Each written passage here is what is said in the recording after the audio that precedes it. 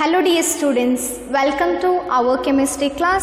Now in this session, I am going to discuss about the towards quantum mechanics model of the atom, or you can say in a simple way quantum mechanics.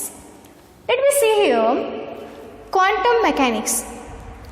It is about an extension of Bohr's model. ಇಲ್ಲೇನಂತಂದರೆ Bohr's ಥಿಯರಿಯನ್ನು ಇಟ್ಕೊಂಡು ಅದನ್ನು develop ಮಾಡ್ತಾ ಹೋಗಿದ್ದಾರೆ. ಅವಾಗ ಏನಂತಂದರೆ ನಮಗೆ 2 types concept ಸಿಗುತ್ತೆ. One is a dual behaviour of matter, another one is the Heisenberg's uncertainty principle. ಇಲ್ಲೇನಂತಂದರೆ 2 ಟೈಪ್ಸ್ ಆಗಿರುವಂಥ ಮಾಡೆಲ್ ಸಿಗುತ್ತೆ. ಒಂದು ಡ್ಯುಯಲ್ ಬಿಹೇವಿಯರ್ ಆಫ್ ಮ್ಯಾಟರ್ ಅಂತ ಹೇಳಿ ಸಿಗುತ್ತೆ, ಇನ್ನೊಂದು ಏನಂತಂದರೆ ಹಿಸನ್ಬರ್ಗ್ಸ್ ಅನ್ಸರ್ಟನ್ಟಿ ಪ್ರಿನ್ಸಿಪಲ್ ಅಂತ ಹೇಳಿ ಸಿಗುತ್ತೆ. Dear student, let me discuss here one by one. First one is the dual behavior of electromagnetic radiation. ಅಂತಂದರೆ electromagnetic radiation ಏನಾಗತ್ತಂತಂದರೆ ಡ್ಯುಯಲ್ ಆಗಿ ವರ್ತನೆಯನ್ನು ಮಾಡುತ್ತೆ. The light it possesses both particle and wave like properties. The light it possesses both particle property as well as wave like property. That is, light has a dual behavior. Light ಏನು ತೋರಿಸ್ಕೊಡುತ್ತಂತಂದರೆ ಒಂದು particle ಪ್ರಾಪರ್ಟಿಯನ್ನು ಕೂಡ ತೋರಿಸ್ಕೊಡುತ್ತೆ, ಮತ್ತೊಂದು ಏನಂತಂದರೆ wave like ಪ್ರಾಪರ್ಟೀಸನ್ನು ಕೂಡ ತೋರಿಸ್ಕೊಡುತ್ತೆ. ಹೀಗಾಗಿ ನಾವು ಲೈಟಿಗೆ ಏನಂತ ಹೇಳಿ ಕರಿಬೋದು ಅಂತಂದರೆ ಡ್ಯುಯಲ್ ಬಿಹೇವಿಯರ್ ಅಂತ ಹೇಳಿ ಕರಿಬೋದು. What about the particle and wave? Particle ಅಂತಂದ್ರೇನು, ವೇವ್ ಅಂತಂದ್ರೇನು, ಏನು ವ್ಯತ್ಯಾಸ ಇದೆ ಅವು ಎರಡೂತರ ನಡುವೆ? ಸೇಮ್ ಪಾರ್ಟಿಕಲ್ ಅಂತಂದರೆ ಈ ರೀತಿಯಾಗಿ ನಾವು ಡಿನೋಟ್ ಮಾಡ್ತೀವ, ವೇವ್ ಅಂತಂದ್ರೆ ಏನು ಈ ರೀತಿಯಾಗಿ ಡಿನೋಟ್ ಮಾಡ್ತೀವ. So it is a particle, it is a wave. It is localised in space ಅಂತಂದರೆ ನೀವು ಯಾವ ಜಾಗನಲ್ಲಿ ಕೊಡ್ತಿರಲ್ಲ ಅದೇ ಜಾಗನಲ್ಲಿ ಇರುತ್ತೆ. Wave it is delocalised in space.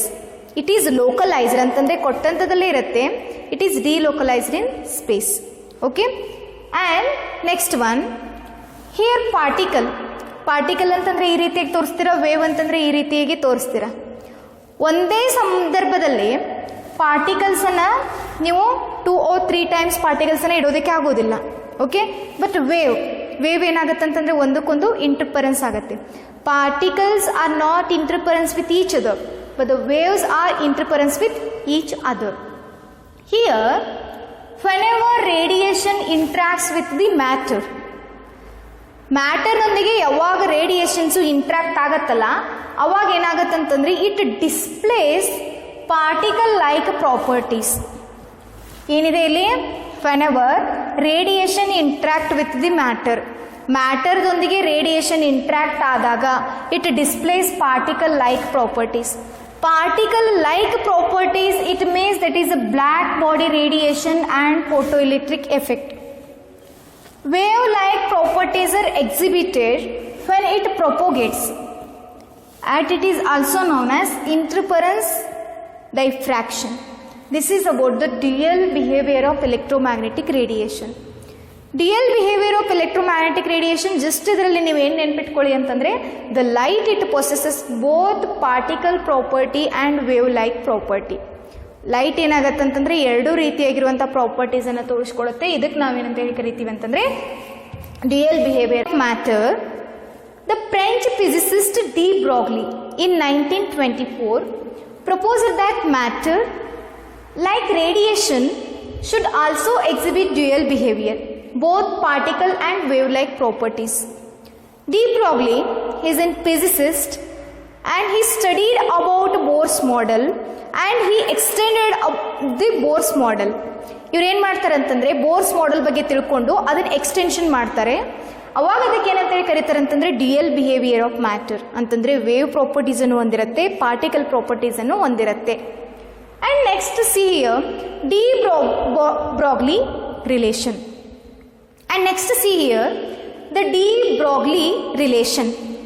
De Broglie relation, it states that wavelength associated with a moving object or an electron is inversely proportional to the movement of the particle. So therefore it can be written like this one, that is lambda is equal to h divided by m into v. See about the next one. Heisenberg's uncertainty principle. What about an Heisenberg's uncertainty principle? It is not possible to determine the position and velocity simultaneously for a subatomic particle. Here, like electrons at any given instant to an arbitrary degree of precision. Consequently, it is not possible to talk of path of the electron in which it is moves. Heisenberg's uncertainty principle means what? It is not possible to determine simultaneously exact position and momentum of the electron. Electron ಏನಂತಂದ್ರೆ move ಆಗ್ತಾ ಇರುತ್ತೆ simultaneously. It is not possible to determine exact position and momentum or velocity. Position ಮತ್ತು ವೆಲಾಸಿಟಿಯನ್ನು simultaneously ಆಗಿ ಕಂಡುಹಿಡಿಯೋದಕ್ಕೆ ಆಗೋದಿಲ್ಲ. So ಅದನ್ನು ಯಾರು ಹೇಳ್ತಾರೆ ಅಂತಂದರೆ ಹಿಸನ್ಬರ್ಗ್ಸ್ ಅನ್ಸರ್ಟನ್ಟಿ ಪ್ರಿನ್ಸಿಪಲ್ ಹೇಳುತ್ತೆ. Heisenberg's uncertainty principle means it is not possible to determine the exact position and momentum of the electron or of the particle. And next one is the failures of Bohr's model. Bohr's model ಏನಕ್ಕೆ fail ಆಯ್ತು ಅಂತಂದರೆ it ignores the dual behaviour of matter. ಅದೇನು ಮಾಡುತ್ತಂತಂದರೆ dual behaviour of ಮ್ಯಾಟರನ್ನು ಬಿಟ್ಬಿಟ್ರು.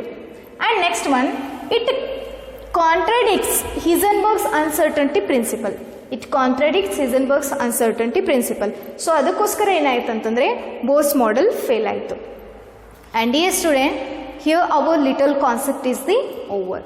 In our next session, I will come with a new concept. Just you will be wait for that one. Until keep watching my videos. Thank you, dear students.